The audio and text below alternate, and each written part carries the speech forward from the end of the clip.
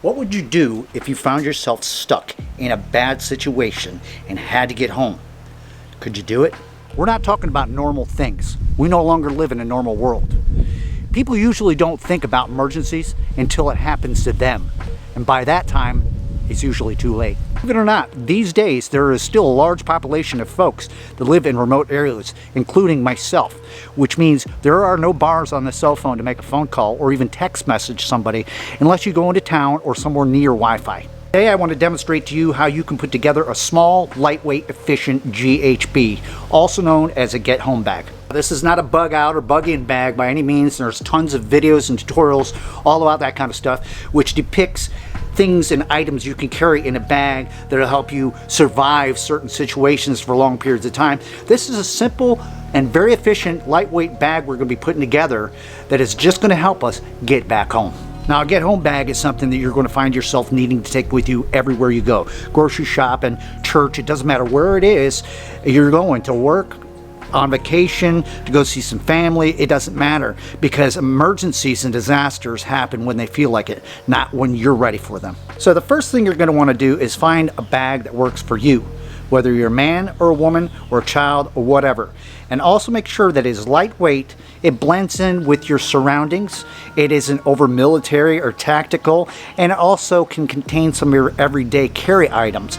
Let's take a look at what I've chosen. Now here is my little Magellan outdoor bag. You guys have seen me do a lot of videos, hiking and all that other stuff out and about, and it's great. It's lightweight, but there's three things that's wrong with this bag to make it into a get home bag. First problem with this being a get home bag is it's tactical, it's camouflaged, it sticks out. We don't want anything that really sticks out. It's got to be something that's going to be normal and doesn't catch anybody's attention. Second of all, on the straps in the back here, it doesn't have anything to support your chest. So even it being small like that, it can become cumbersome. And the third problem with this is because it is small and it has two pouches on it, your brain's going to tell you that you need to pack as much as you can into a small area, and that can be overpacking. So let me show you my other pack that I use for my get home bag. This here is my outdoor products bag. I've done reviews on this bag before, and you've seen it in a ton of videos. And the reason why I keep coming back to this particular backpack is, first of all, it's very affordable. It's $15. It's very lightweight, multiple compartments, and on top of that, it has a strap on the other side right here that is a chest support. So that way, if you've got to put that on your back and walk any distance, you're not going to end up wearing out as fast. Now, you ladies out there that carry purses and stuff, these can be doubled as a get-home bag as well, and they have a strap that you can carry. Now, I mentioned the fact you have everyday carry items that you have inside of your purse, and you can put extra things in there for your get-home bag, and it doesn't look out of the normal or anything, but people don't need to know everything that you have inside that purse. Even a simple duffel bag and stuff like that, but down to it, nothing beats a good lightweight backpack. All right, enough jawboning about all that stuff. Let me go ahead and show you what works for me in my get-home bag. All right, for starters, I always make sure to have a fresh pair of socks and an extra shirt. Now with this get home bag, you're going to have to shift for seasonal use. So in the hot summer months, you pack clothing like short sleeve shirts and regular socks and things that are going to accommodate the heat, and complete opposite when it comes to the cold weather. Just remember that as we go down through the list of items that we're putting into our get home bag. Next, a simple little first aid kit. It's got all the goodies in there. It's lightweight, it's waterproof, it's got a little carabiner. You can clip that on the side of the bag. It doesn't take any room up inside the bag. Not to mention it has things like bandages, antiseptic wipes, as well as ibuprofens and all the other good stuff. Also, a good knife.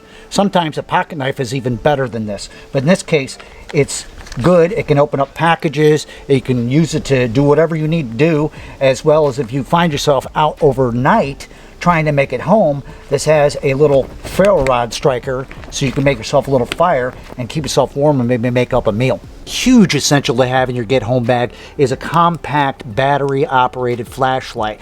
Why I say battery operated is because if you have a chargeable one and it always sits in the bag, you'll forget about it being charged and you'll end up needing it in time and find out it never got charged back up. So always make sure to have a battery operated one and bring spares with you because they have a longer shelf life. Simple pair of gloves is going to go a long ways, especially in protecting your hands, whether it be from it being cold. In that case, we bring ourselves an extra pair of gloves to stay warm. You can get those little hot hands and stuff them down in there. But in this case, when it's hot, even a simple pair of gloves such as these that are lightweight to help protect your hand against all the other things that may hurt them, not to mention they're fluorescent and they can be used to signal for help.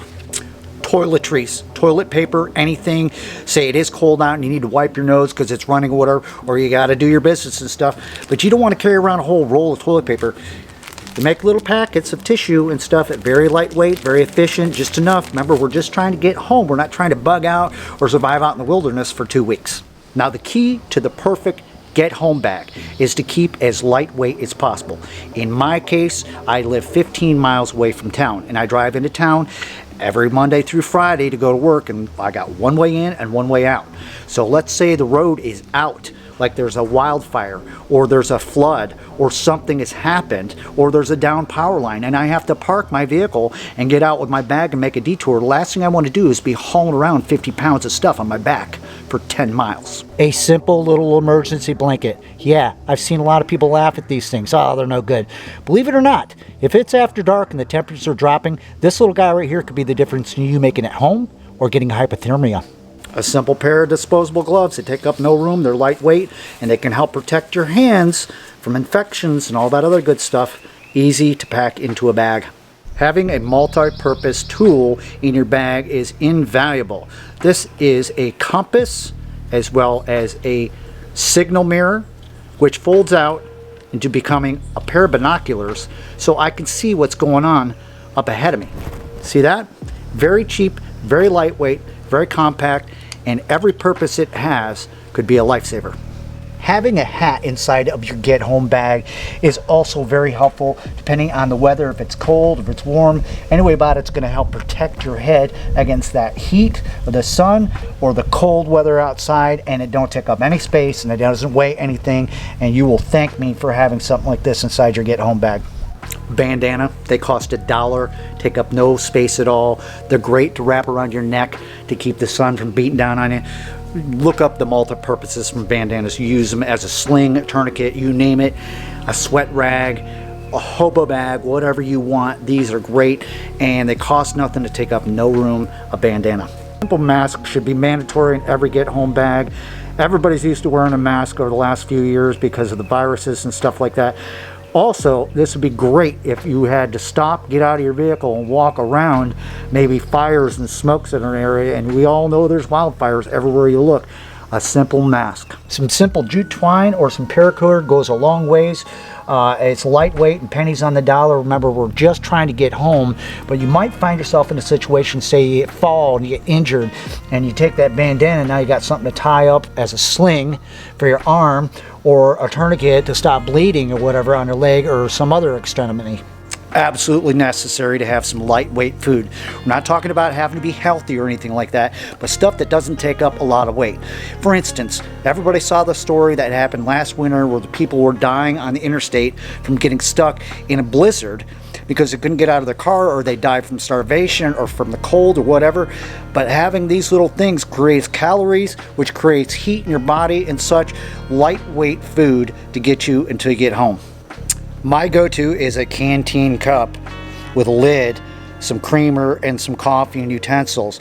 That way, that little ferro rod that I showed you that's on the knife, if we have to start a little fire in the evening time because we just can't make it through the night, to get warm and make ourselves a nice little tasty meal and warm up with some hot coffee.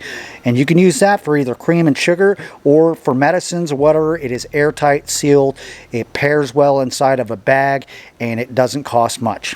Now, water is above all one of the most essential items you're going to need in your get home bag. People can survive without water for 3 days. However, if you're hiking and you've got a bag on your back and you're going through certain terrains, whatever it may be, you're going to start getting really thirsty and dehydrated within the first couple hours. So you need to be smart at this point on how you're going to address that issue. 2 bottles of water and no more. And the reason why is because this here is going to be the heaviest thing inside of your pack. Now, I don't recommend a hydration pack, and here's the reason why.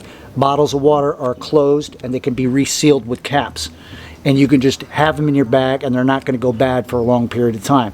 If you have a hydration pack and you put water in that, remember, you're also using this bag as an everyday carry that you bring with you at all times. You don't want to have regular water sit in a hydration pack and forget about it, and when the time comes you go to drink it and it's stagnant. Now if you can't make it back home with 2 bottles of water, I suggest you getting purifying tablets, a Life Straw, or a Sara Mini. That way, on your way home, you can find water, process it, and survive long enough until you get there.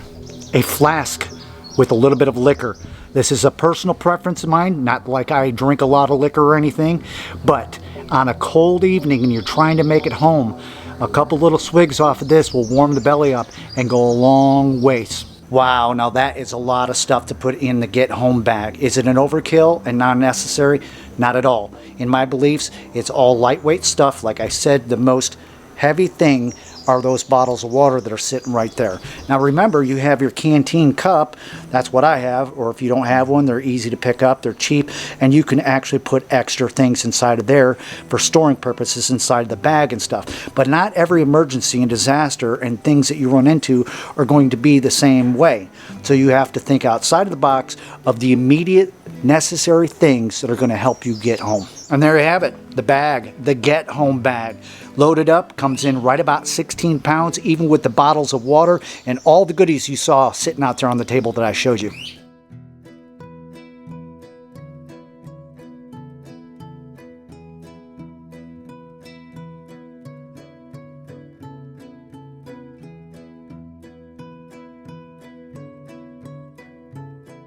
That feels great. I can hike with this thing as long as I need to, and that chest support and everything, all the good stuff's back inside of there. It does have some weight to it. But if you can successfully keep your get home bag under 20 pounds, it's doable for most folks. Trust me. Well, hey, that's going to do it for this one. Thanks so much for hanging out and watching how to put together a get home bag. Doesn't sound like much, and I don't hear a lot of people talk about it and stuff like that, and a lot of people talk about the bug out and the bug in, or what kind of bag I carry in my car. This is an everyday carry that you can bring into your office with you and bring your lunch with you and all that other stuff. But if you have to pick up in a pinch and get the heck up on it wherever you're at, or you get stuck because your roads are out and you got no way to make it home, or out in the middle of nowhere, at least you have something, and something's better than nothing. Got any comments or questions, leave it down below, and I'll see you next time on The Outpost.